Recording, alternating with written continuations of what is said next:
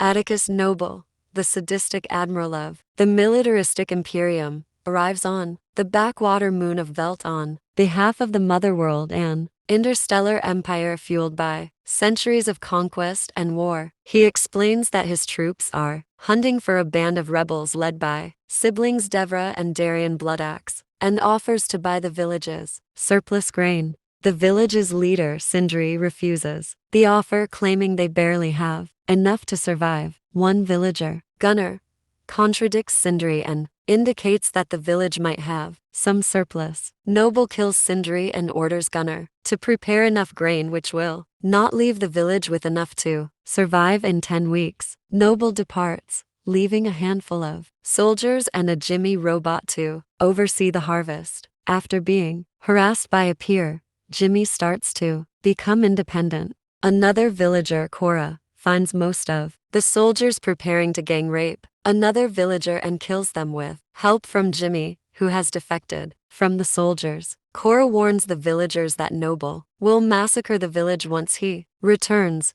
unless they mount a defense. Cora and Gunnar depart for the port town of Providence to recruit warriors for the village's defense, including Titus, a disgraced Imperium general. During their journey, she reveals to Gunnar that she once served the Imperium as a soldier, having been adopted and renamed to Arthale by Belisarius, an Imperium commander, after he killed her family and eradicated her home planet's population. She became bodyguard to Motherworld Princess Issa, who was expected to usher in an end to the Imperium's conquests. She was unable to protect Issa during her coronation, when the royal family was assassinated, and Belisarius subsequently declared himself regent before renewing its conquests.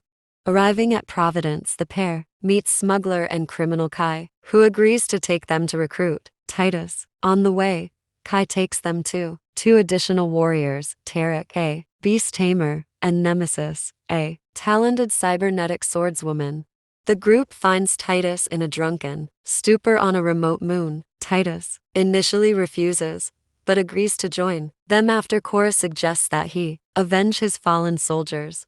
Using Gunnar's previous dealings with the Bloodaxes, they then arrive at planet Charon to meet them and their rebellion. Darian agrees to defend the village and brings a handful of rebels, including Milius, one rebel, with him, while Devra considers a fight against Noble's dreadnought, the King's Gaze, hopeless and a waste of their resources. After they depart, Charon, Noble arrives and eradicates its population as punishment for assisting the rebels.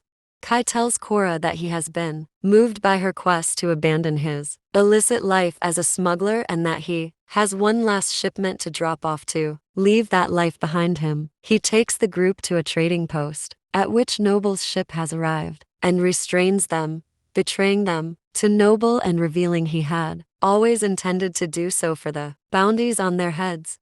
Noble identifies Cora for her status as a wanted deserter and fugitive. Kai demands that Gunnar paralyze Cora. Gunnar instead frees her and kills Kai. The other warriors are unshackled as well.